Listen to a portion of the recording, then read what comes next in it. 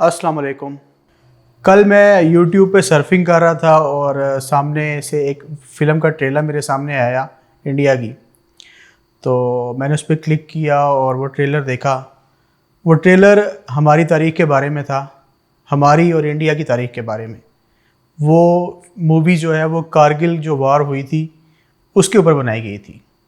तो मैंने सोचा क्यों ना मैं भी इसके ऊपर वीडियो बनाऊं और पाकिस्तानियों को बताऊं कि असल में हकीकत क्या थी और जो उस मूवी के अंदर बताया गया और असल में कितना ज़्यादा डिफरेंस था इन दोनों चीज़ों के अंदर। तो शुरू करते हैं अपनी वीडियो।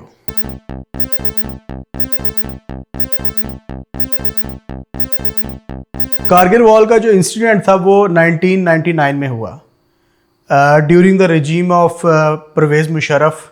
जब परवेज़ मुशर्रफ को चीफ़ ऑफ आर्मी स्टाफ बनाया गया नवाज शरीफ ने, उसके बाद क्योंकि नवाज शरीफ ने जब मुशर्रफ को चीफ़ ऑफ आर्मी स्टाफ बनाया, उससे बहुत सालों पहले से मुशर्रफ इस प्रोजेक्ट के ऊपर काम कर रहे थे।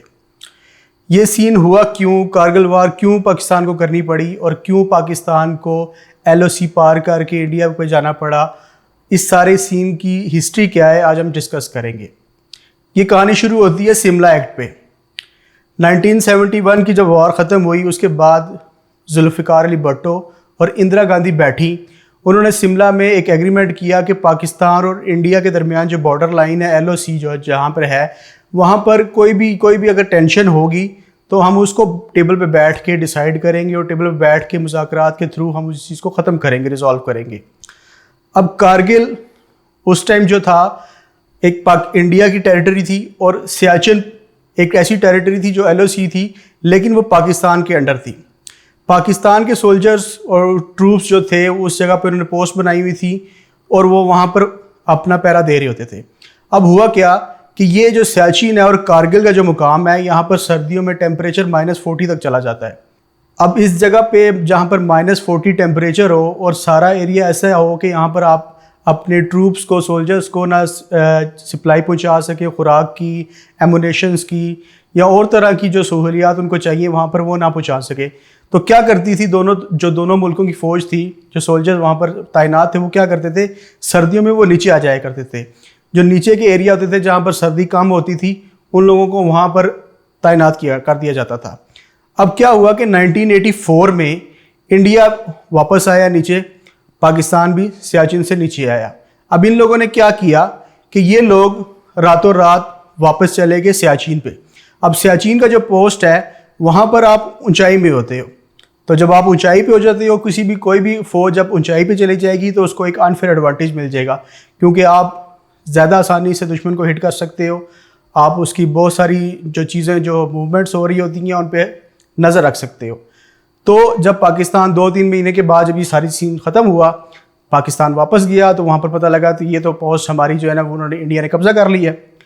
अब उसी दौरान जो हमारी इस्टेब्लिशमेंट थी, फ़ौज थी, उन लोगों ने ये डिसाइड किया कि हम इस पोस्ट को वापस लेंगे, लेकिन कैसे लें, क्योंकि आप जब ऊंचाई पे होते हो तो आप नीचे से उन लोगों पे अटैक उस तरीके से नहीं कर सकते। तो फिर ये बैठ के डिसाइड किया गया कि हम कारगिल के थ्रू उन पोस्ट पे पहुंचेंगे और उसके बाद फिर जो है ना उनकी जो सारी सप्लाई है जो नेशनल हाईवेज़ के थ्रू जाती है लद्दाख और कश्मीर में, उसको रोकेंगे और उसके बाद ये जो सियाचिन की पोस्ट है वापस लेंगे। पाकिस्तानी फ़ौज का उस LOC को क्रॉस करने का मकसद सिर्फ़ और सिर्फ इतना था ताकि हमारी जो फ़ौज की सप्लाई है वो किसी तरीके से ना रुके। हमारी जो कराकोरम हाईवे बन रही थी वो और हमारा जो बिज़नेस है या हमारे चाइना के साथ जो टर्म्स चल रहे हैं वो किसी तरीके से डिस्टर्ब ना हो।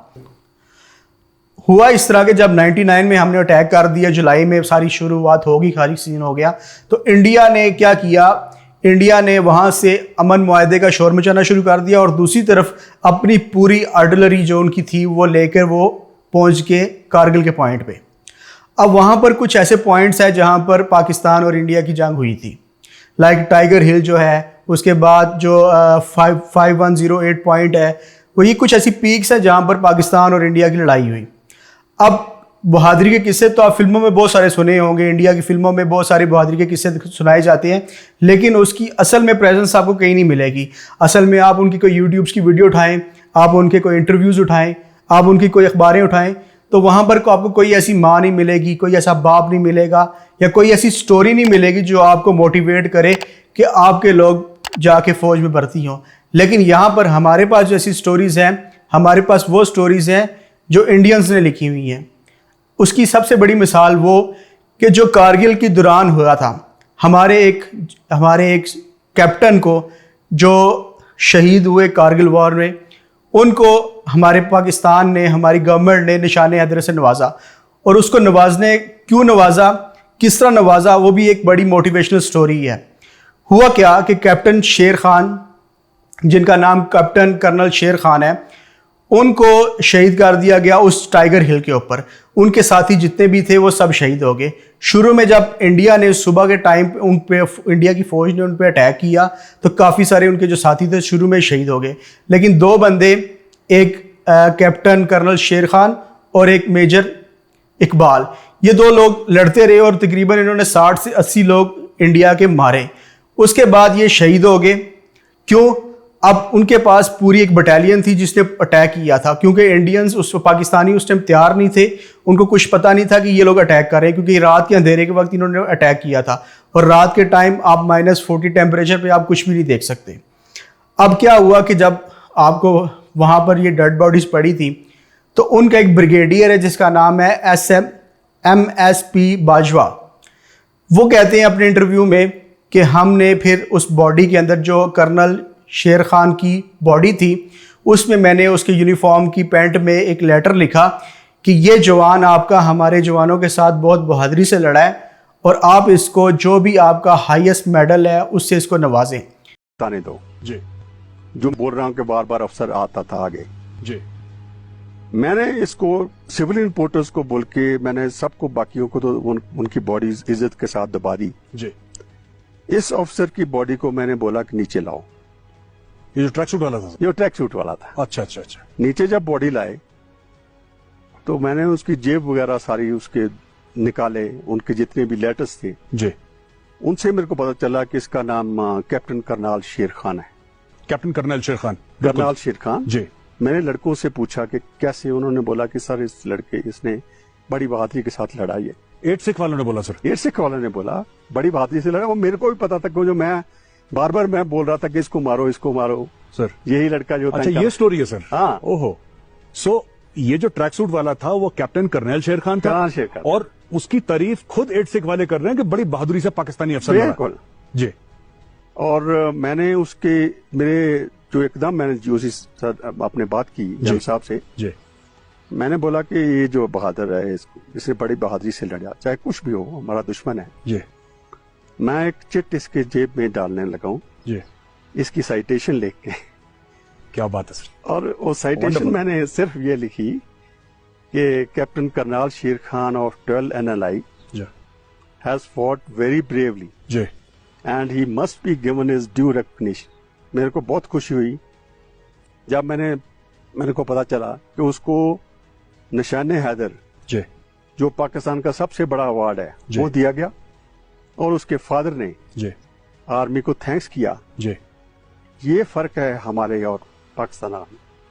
Very well said sir, very well said sir. ये तो थी कहानी कैप्टन कर्नल शेर खान की, जिसकी पाकिस्तान में जब उनकी बॉडी आई और उसमें से वो लेटर निकला, उसके बाद पाकिस्तान की गवर्नमेंट ने उनको निशान हैदर से नवाजा।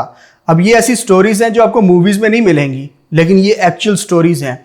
हम वो स्टोरीज नहीं दिखाते जो मूवीज में दिखाए जाते हैं। मूवीज में उनके पास बहुत सारा पैसा होता है, बहुत सारा बजट्स होता है और बहुत सारी लॉबिंग टीम होती हैं जो वो सारे काम कर रही होती हैं, लेकिन उसका कोई मकसद नहीं, उसका हकीकत से कोई ताल्लुक नहीं होता।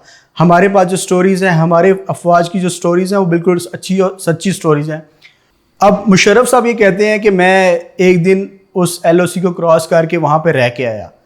अब आप खुद सोचें कि जिस फौज का चीफ ऑफ आर्मी स्टाफ इतना बहादुर है कि वो उस मुकाम पे जाके एक रात रह के आए जवानों के साथ, तो उस फौज की क्या बहादुरी का लेवल होगा। हमने उस टाइम कारगिल के मुकाम पर, जो इंडिया क्लेम करता है कि हमने जंग जीती, ऐसा कुछ भी नहीं था। हम उस जंग में बैकआउट हुए। क्यों हुए? उसके बहुत सारे डिप्लोमेटिक मसले थे। उसके मसला जब भी कारगिल की जंग हो रही थी तो सिचुएशन कुछ इस तरीके से थी कि हमने उस उस पॉइंट को टेक ओवर कर लिया था और पाकिस्तानी फौज उस पॉइंट पे पहुंच चुकी थी जहां से इंडिया की मूवमेंट बिल्कुल ब्लॉक हो चुकी हुई थी। वो अपनी फौज को कोई वेपन्स नहीं भेज सकते थे, कोई एमुनेशंस नहीं भेज सकते थे, कोई खुराक नहीं भेज सकते थे। और हालात ये पैदा हो गए थे कि अगर कुछ दिन और ये जंग चलती तो इंडिया की फौज के पास जो कश्मीर में तैनात थी खाने के लिए भी कुछ ना बचता, तो उनको क्या करना पड़ता, सरेंडर करना पड़ता। तो हुआ क्या, असल में तो हम जंग जीत रहे थे, लेकिन इंडिया ने अपनी लॉबिंग को इस्तेमाल किया, अपने पैसे को इस्तेमाल किया और अपने टर्म्स को इस्तेमाल किया, और जो हिपोक्रेसी इस पूरी दुनिया के अंदर पाई जाती है मुसलमानों के खिलाफ, उसका इस्तेमाल किया गया। और अमेरिका ने कैसे अपनी उस इन्फ्लुएंस को यूज़ किया, इंडिया ने कैसे इन्फ्लुएंस यूज़ किया अपना अमेरिका के ऊपर, ताकि पाकिस्तान इस जंग से बैकआउट हो। असल में अगर बुक्स पे देखा जाए, ऑन ग्राउंड देखा जाए, तो वो जंग पाकिस्तान ने जीती थी, वो जंग पाकिस्तान ने हारी नहीं थी। अगर 130 पोस्टों में से 5-6 पोस्टें इंडिया ने वो ले भी ली थी तो वो कोई जीत नहीं थी इंडिया की। हमारी फौज इंडिया में जाके उनको मार के आई थी। बहादुरी ये होती है कि आप किसी के घर में घुस के उसको मारे, ये नहीं कि सिर्फ फिल्मों में बताएं कि हम इनको घर में घुस के मारेंगे। दैट्स ऑल, ये सारी हिस्ट्री थी। फिल्मों में जो हिस्ट्री बताई जाती है उसका हकीकत से कोई ताल्लुक नहीं है। आप बहुत सारे लोगों को अवार्ड्स दे देंगे, फजूल किस्म के लोगों को अवार्ड्स दे देंगे और उन पर फिल्में बनाना शुरू कर देंगे, उससे तारीख कभी नहीं बदलेगी।